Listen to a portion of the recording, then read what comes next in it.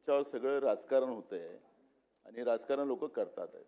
कोणालाही या प्रश्नावर राजकारण करायचं कारण नाही.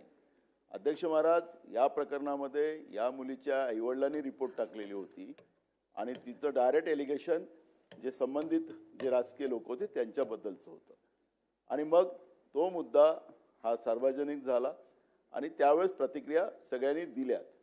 अध्यक्ष महाराज, हे एकच डॉक्टर प्रकरण, मी नाव घेत नाही त्यांचं, डॉक्टरचं जे प्रकरण झालं, अध्यक्ष महाराज स्वारगेटचं प्रकरण असेल, महाराष्ट्रामध्ये मोठ्या प्रमाणात होतात आहेत. तुम्ही लाडक्या बहिणीचं कोणालाच विरोध नाही आहे, तुम्ही योजना चालवता त्याचाही काही विरोध नाही. फक्त लाडक्या बहिणीचं खापर तुम्ही या योजनेला आम्ही देऊ शकत नाही कारण की लाडक्या बहिणीला आम्ही पैसे दिलेले, तुमचे मंत्रीच सांगतात, काय आम्ही नाही म्हणत.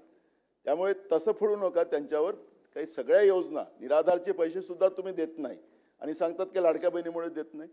त्यामुळे तसं खापर फोडू नका लाडक्या बहिणीवर, हे एवढंच आमचा आक्षेप आहे त्याच्यामध्ये. पण मी आपल्याला या निमित्ताने एवढं सांगतो की ही जी घटना आहे ही सातत्यानं महाराष्ट्रामध्ये या पद्धतीच्या घटना होतात आहेत. हे तुम्हालाही नाकारता येत नाही आणि आम्हालाही नाकारता येणार नाही.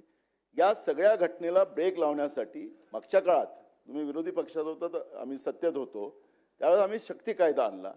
माननीय राष्ट्रपती महोदयाकडे तो शक्ती कायदा आम्ही मान्यतेसाठी पाठवला. तुमचं सरकार आलं, त्या शक्ती कायद्याचं काय? या अशा गुन्हेगाराला आळा घालण्यासाठी सरकारची कडक भूमिका काय राहणार आहे? कारण की हे चाललेलं सिरियल आहे, हे थांबेल केव्हा हा प्रश्न आमचा आहे. नाना भाऊंनी पहिले जे सिलेबसच्या बाहेर बोललेलं आहे त्याचे उत्तर देऊन देतो, कारण रेकॉर्डवर चुकीचं जाऊ नये. निराधारचे कोणतेही पैसे रोखलेले नाहीत. उलट आता व्यवस्था अशी केली आहे, पूर्वी निराधारचे पैसे कलेक्टरकडे, तिथनं खाली, आता थेट खात्यात देतो. आता फक्त ज्या लोकांचे KYC होऊ शकले नाहीत, प्रत्येक जिल्ह्याला सांगितलेलं आहे 10% लोक आहेत की ज्यांचे KYC अद्यापही झालेले नाहीत. जिल्हाधिकाऱ्यांना त्याचे टार्गेट दिलेले आहेत. ते KYC झाल्यानंतर अशी व्यवस्था केली आहे की निराधारचे पैसे हे 1 तारखेला त्यांच्या खात्यामध्ये जातील. आणि म्हणून हा सिलेबसच्या बाहेरचा प्रश्न असला तरी उगीच लोकांना वाटेल की आम्ही कुठले तरी हे पैसे थांबवलेले आहेत. दुसरं, आपण शक्ती कायद्याच्या संदर्भात सांगितलं. शक्ती कायद्याच्या संदर्भात तो कायदा आपल्याकडे परत आलेला आहे.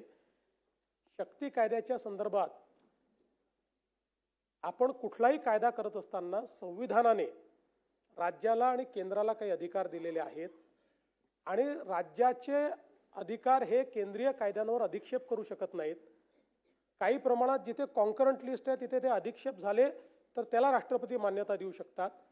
त्या पद्धतीनं आपला जो कायदा आहे, हा कायदा हा संविधानाने आपल्याला दिलेल्या अधिकारांचा अधिक्षेप करणारा आहे आणि म्हणून त्यांनी आपल्याला परत केला. आणि आपलाच नाही तर ज्या कायद्याकडे बघून आपण हा कायदा तयार केला तोही कायदा मंजूर होऊ शकला नाही आणि म्हणून आता त्याच्यावर आम्ही वर्किंग करतोय. विशेषतः आता आपण जे शक्ती कायद्यामध्ये काही गोष्टी केल्या होत्या त्यातल्या काही गोष्टी या ऑलरेडी नवीन 3 कायद्यात त्या कायद्यांमध्ये आलेल्या